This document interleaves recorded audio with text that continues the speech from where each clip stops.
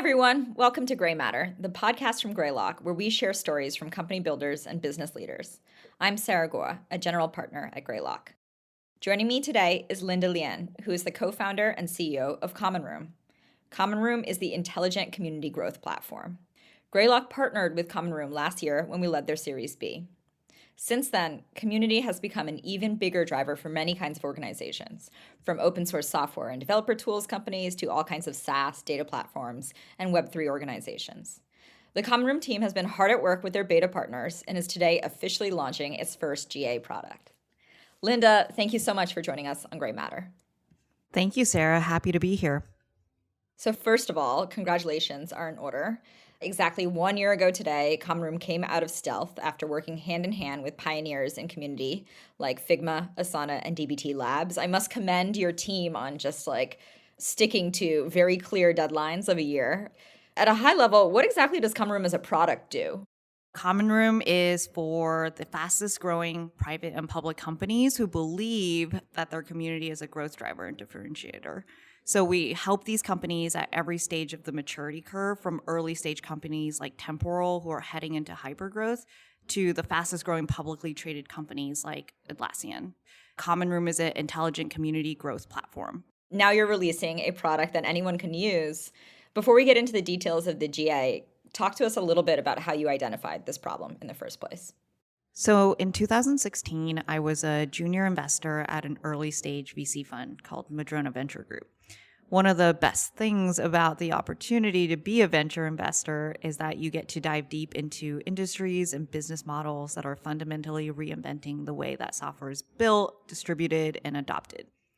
I got to see firsthand the rise of user-led and developer-led adoption within, PLG, developer services, commercial open source, and even the next iteration, Web3 and crypto. These early impressions that there was a seismic shift happening was validated by my next experience leading product marketing for serverless computing at AWS.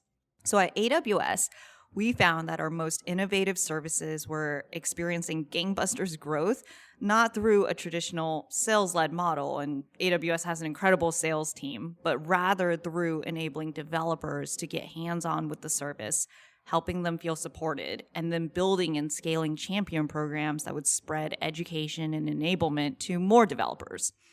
It felt like it should be a win-win for our developers and the business, but what I found was that the tooling to enable this new engagement model was, frankly, non-existent. A lack of community management tooling meant that community members were often screaming into the void, despite our best efforts to keep up. So, we had a Slack at one point that had 60,000 developers in it, and you can imagine the kind of, noise and just total impossibility to support that we were dealing with.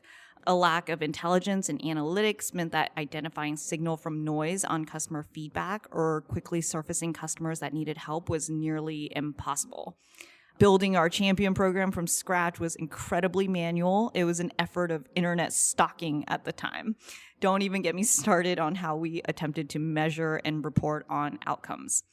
In a data-driven, growth-oriented organization like AWS, a lack of reporting can leave an initiative dead in the water, despite how table stakes it may be. Our developer community was the biggest growth turbine for our business, but we had no way to take action. Many of the fastest growing organizations today know that partnering with their community is critical to their ability to build a better product, have happier users, and grow faster. But they're pretty much stuck in the same situation I was in, and I knew that this was a problem I wanted to go solve.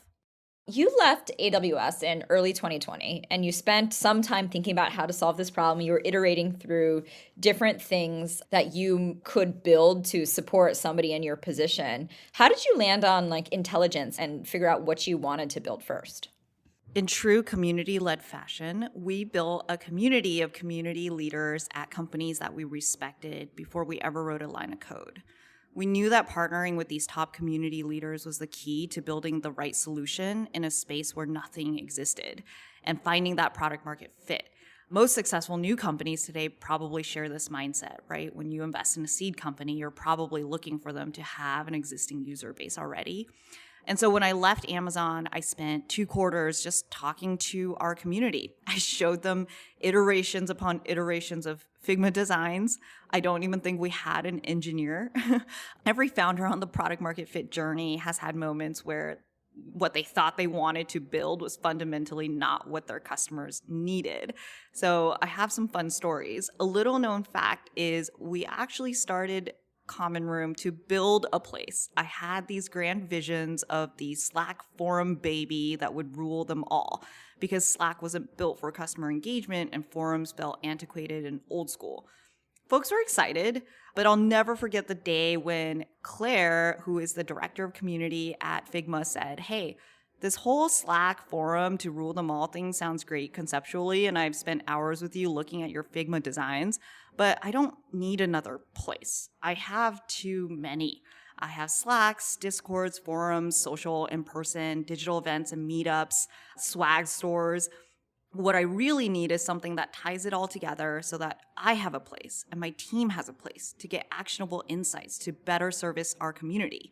And we've been on that path ever since, but it was definitely a cold splash of water on the product market fit journey. A second story is, as a founder, asking for money can be scary. Another moment that stands out to me is when I asked the head of global community at a leading productivity company to pay for our product. We had been partnering for a while and things felt good. I was shaking and sweating, and he said no. He was very kind, and he said, "Hey, we're excited about the vision. In fact, my team has never been more excited about a tool, but you have these critical gaps in your product, reporting, workflows, and until we can get that value, I can't pay you."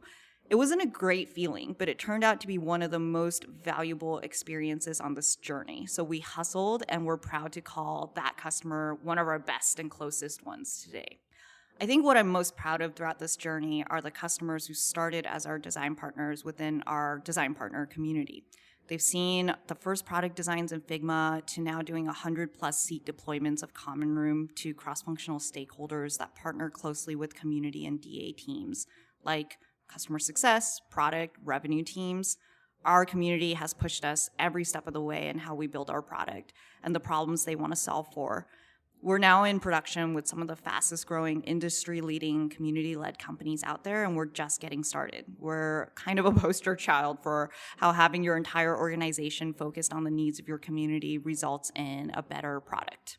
I know that's going to resonate with a lot of people who listen to Grey Matter in these types of community-driven companies. Maybe a 60,000 person Slack or Discord or smaller or larger, but the lone community manager or lean team trying to figure out, like, how do we engage this amazing, huge ecosystem with very few resources and no tools? Sounds tough. You've described the mission of Common Room as helping organizations serve and harness community.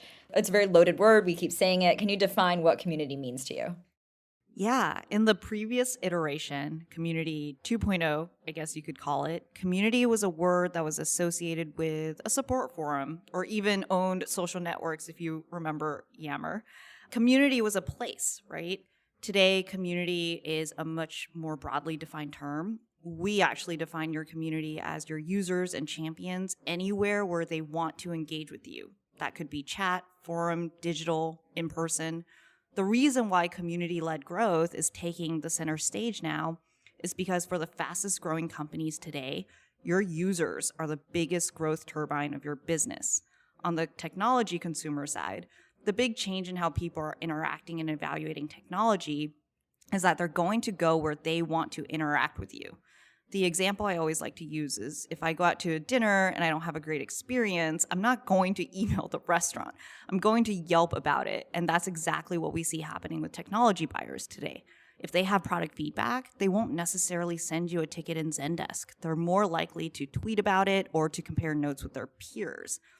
These disparate engagement channels create a massive problem for CXOs and CEOs and leaders because you're no longer able to direct that traffic and understanding of your users.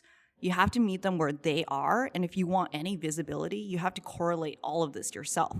So many of our customers, before they use Common Room, built whole teams to read through these channels, acting as a human data pipe, which is fundamentally error-prone and not a good use of people's time. So we say that Common Room is the intelligent community growth platform that lets you take these conversations and activities happening in your community, marry it with your business data. And so you finally have this visibility and the actionable insights you need to compete and perform within this shift in how technology is being evaluated and adopted. And what we found with working with some of the fastest growing community-led companies out there is that community is a real lever for the business. What does that mean? Take that example that you described, the bad Yelp review or like the tweet, either as a fan or even as a detractor for a new technology product. It could be good or bad, right? Yeah. So communities have often been associated with this like softer, fuzzier, more vague way to think about impact. But what we have done, which is super exciting and interesting, is we tie all of this data with your CRM or your data warehouse, which houses, your product usage information, for example. And we've been able to show across all of our customers that community engagement leads to larger deal sizes, better adoption, faster time to close, more user activation, all the things that you would expect. But to see it proven out in numbers is, I think like really validating. And so in today's like hyper-competitive world, community is the key flywheel and differentiator. And a thriving community where users feel heard, supported, and connected becomes one of the top evaluation criteria for technology decisions. I know that for the tooling that we choose to use at Common Room, we really focus on whether or not there's a supportive community because we need to adopt those tools quickly, and we can't wait around for a Zendesk ticket.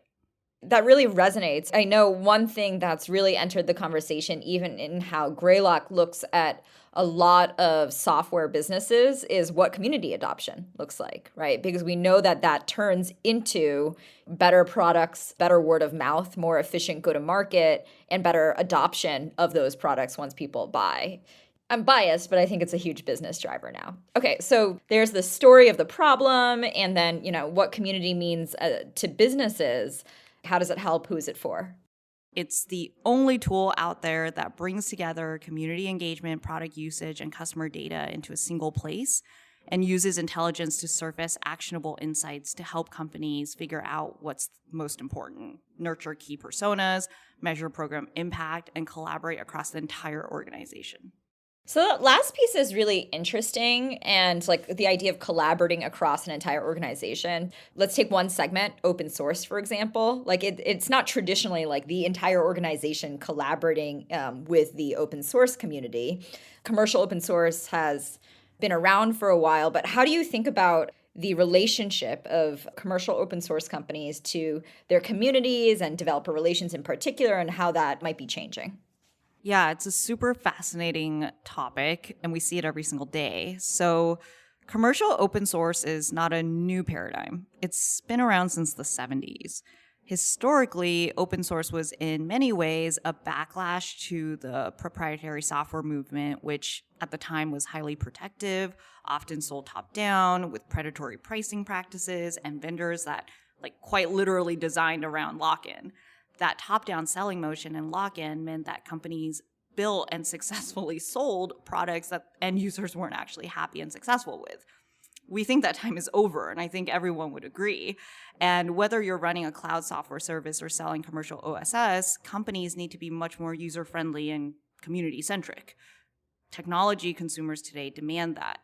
Commercial open source and developer-facing companies need to design themselves fundamentally differently, where they're really co-building and growing their OSS community because that's their distribution and even their shared R&D, but also figuring out how to make customers even more successful on their commercial offering because that's their business and that's what they're raising big valuation rounds off of. We see in some companies that developer advocates or open source maintainers end up being kind of siloed away from the commercial product and the commercial arm of the company. But we think that doesn't make sense, and there's just a lot of value lost in that setup. The community and DevRel teams at the fastest growing commercial OSS companies like our great customers DBT and Grafana, to name a few, they understand that they're serving users and customers on this continuous customer or developer journey where some developers will never have a need to pay for the commercial product, but many will. And it's about identifying those moments and being proactively helpful that really moves the needle. So developer advocacy teams are starting to realize that their strategic value is not only to be responsible for both the health and growth of their community or to contribute to the technical ecosystem, but to also help users and developers be successful along their company's continuous customer journey, which in most cases will begin in the community. And to do this, it really requires collaboration with many more teams within their company, right? They need to surface support issues to the support team. They need to be able to aggregate product insights and feedback and bugs to the development team. They need to be able to loop in, even sales when someone is raising their hand and saying they're interested in adopting the product. And so this is what Common Room helps to bridge. Now, we're also seeing in many ways, this is fun and exciting, the next iteration of that OSS philosophy in Web3 and crypto. These companies are what I like to call community native. Community managers are often the first hire or effectively the founders. It's a really exciting space, and we're definitely looking forward to seeing it evolve on the front lines. Yep, and Greylock, it's something we're watching closely and investing in as well.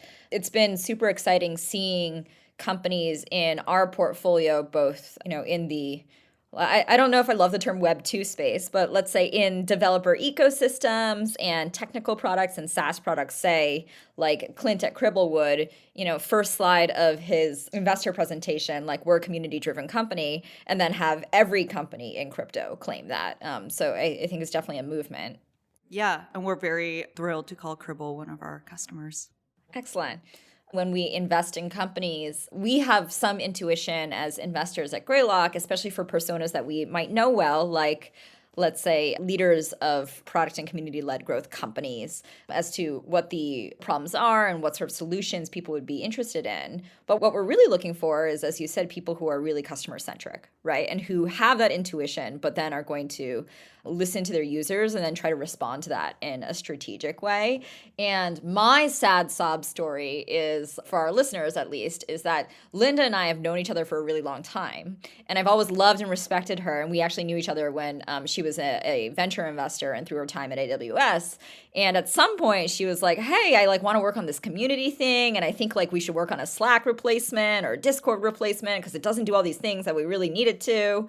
And sad story of all sad stories, I was like, I love you, Linda, but we're investors in Discord, and I think these things they really have a place in the world, and they're going to be hard to replace even for this use case, and we didn't invest. But as Linda describes, I caught her for this brief moment in time where she was thinking through her initial intuition around the problem, and it's just been, even if I'm a later investor than I'd like to be, amazing to see how the company has really reacted to the richness of feedback we've gotten from our community to give people something they actually really want and need. So I'm very excited about that, despite my sob story.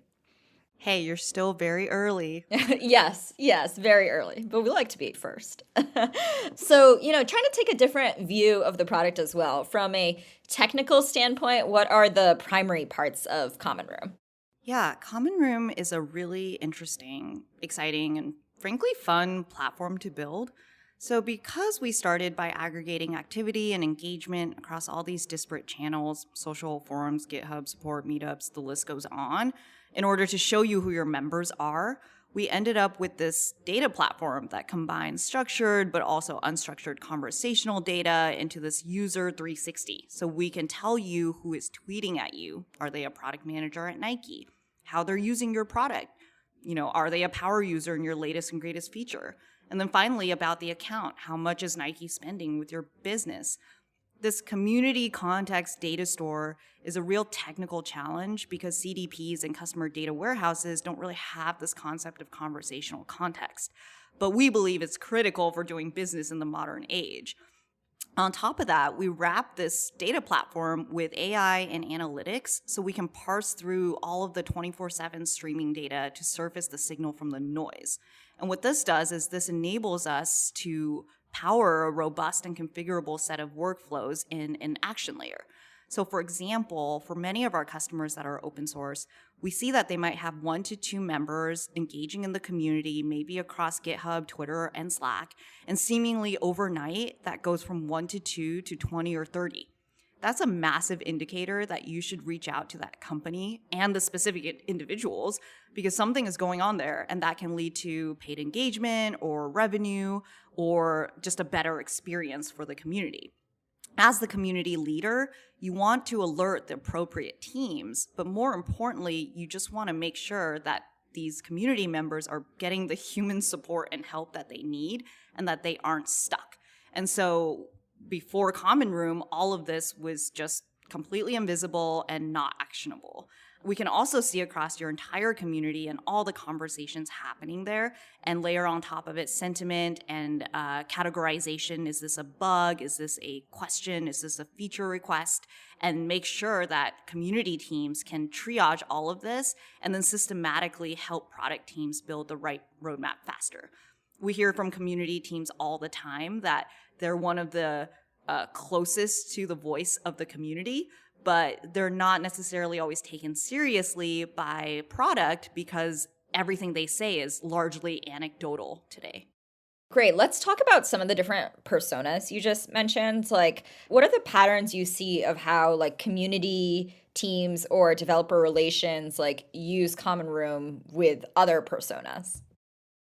So community is very much a team sport at every single, leading community first company. But the mandate of community and DA teams is they need to be on the front. They're engaging with these users on platforms where the users want to engage, and they have to act as a quarterback and pass these insights, feedback, actionable customer activity back into internal teams like product, marketing, customer success, and sales. They also need to build these champion programs which enable their biggest fans to evangelize and spread education on their behalf. And these champion programs turn into customer programs, right? Why would you not want a champion at every single major, customer account? And so it's all very interrelated, and it's an exciting new engagement model that, frankly, community managers and dev advocates are driving and evolving and figuring out in real time. And so while these community teams are tasked with frankly, this Herculean effort, right? These teams, which are classically and today very small, maybe 2 people, we have 2 people on our community team, they have no software to support them. Traditional CRMs, not built for this new engagement model, right? This is real time, this is user-based, this is omni-channel. Salesforce isn't going to save you. And CDPs don't plug into these new channels where they need to engage, so they have no sort of data visibility. So they spend all their days fighting fires on the front, using spreadsheets or worse, nothing as their system of record. It's impossible for them to collaborate with the cross-functional teams that all need to service their community.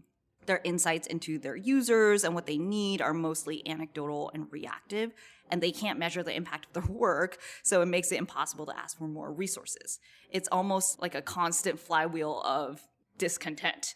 And so this kind of results in a lose-lose for organizations and their community. Users feel like they're screaming into the void, and community teams can't, be freed from the tactical execution so that they can really think about how to better nurture and grow their community. Just as an example, an anecdote, a publicly traded systems monitoring company staffed their Slack around the clock with sales engineers, but questions are still not being answered due to the challenging nature of real-time chat on a platform that was never meant to be a customer engagement channel.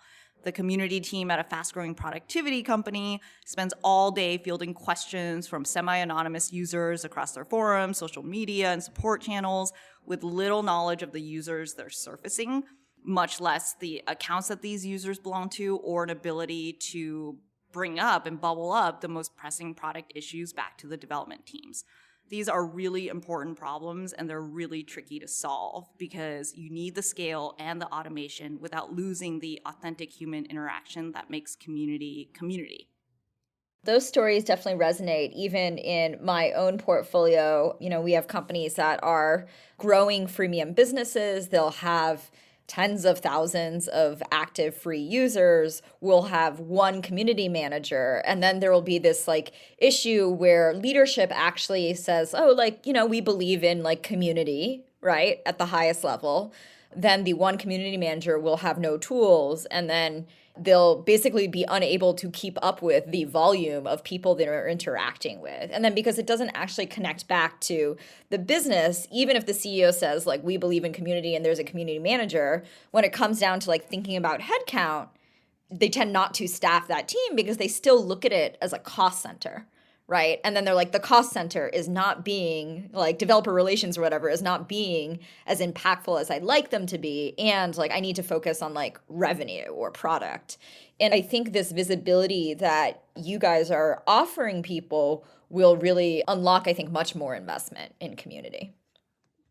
Absolutely. And visibility is the first step, right? We were talking to the CRO of a fast-growing developer OSS company, and he said, my community is the biggest growth turbine to my business. The chart just goes up and to the right, but I have no visibility into it, which means I have no predictability into it, and it means I can't actually affect this growth. So I feel really anxious and helpless because I'm just riding this train and, I'm raising these rounds and I'm wondering, like, when is it all going to stop? Because I have no idea what any of this, like, it's like black magic. And I think trying to really map that funnel over time and stop making, one of the probably most dominant go-to-market motions of today and in the future not feel like black magic anymore would be really awesome. Yeah. So it's a big product vision. You have 3 all-star co-founders. Tell me about how you thought about bringing them on and what they brought to the table and how you found them. Yeah, so I have 3 co-founders. Francis Liu, who is my design co-founder, spent over 10 years at Facebook, led design for groups and communities. Viraj Modi, who is my CTO, and Tom Kleinpeter, who is our chief software architect. And I met these very important collaborators in my life on Tinder for Enterprise, LinkedIn. And I'm so lucky for the economic opportunity that Reed and Jeff and folks at LinkedIn have provided for people like me who may never have had access to it otherwise. But when I was looking for my co-founders after my seed round, I was looking for individuals who could have superpowers that I didn't have, which at the time was product design and engineering. Turns out you need those things when you're trying to build a product. I cold messaged Francis and Viraj on LinkedIn. They both ignored my first message. Not out of malice. Francis and his wife Lisa just had their first child, and Viraj was in the throes of a very busy and important role as the TA to the CEO of Convoy, another great Greylock company. So is Facebook. That's right. Oh, wow. Yeah. You're bringing the dream team together. Keep it in the family. Yeah, exactly. I think we're all from the family, the Greylock fam, which is kind of fun. I persisted and continued to send them messages until I got a meeting. And from there on, it was simply a match on values, working styles, and thought partnership.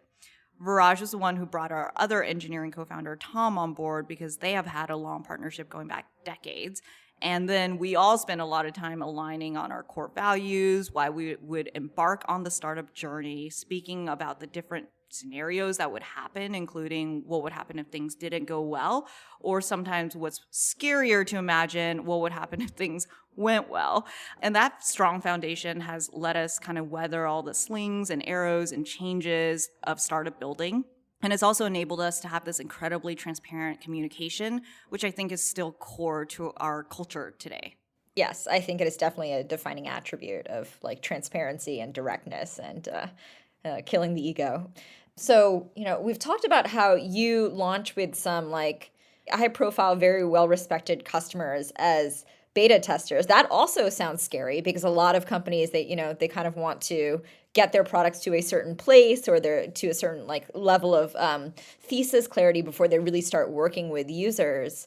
What were some of the most important things you learned from these partners that informed, what you're building today? Yeah, one of our 4 company values is we're customer-centric. We work backwards from the needs of our customers. The crisp articulation of customer value guides our decisions. And so that's always been our North Star. And so when we were talking to all of these great community leaders, what we found was a much bigger story. It was that the fundamental way in which companies were doing what traditionally you consider marketing or support or how they build products was fundamentally shifting because of the rise of community-led growth. So we found that modern marketing is now tied really closely with enablement, education, and activation.